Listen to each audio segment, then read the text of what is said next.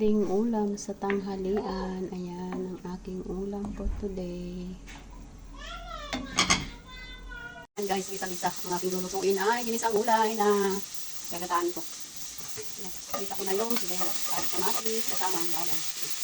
Tapos ito na ilagay ko ng gulay. Gulay is life, ang pahaba ng buhay. Gulay everyday.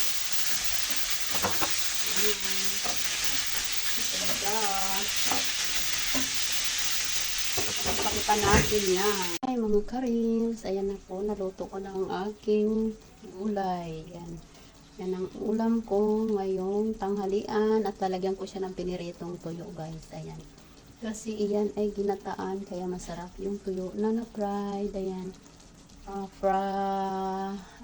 Fried fish. Dry fish. Yan. Dry fish na frinay bago hinalo sa gulay. Ayan po, luto na siya, ready to serve na. Thank you for watching. Thank you so much sa walang sawang suporta nyo sa akin. Love you all guys. Ayan.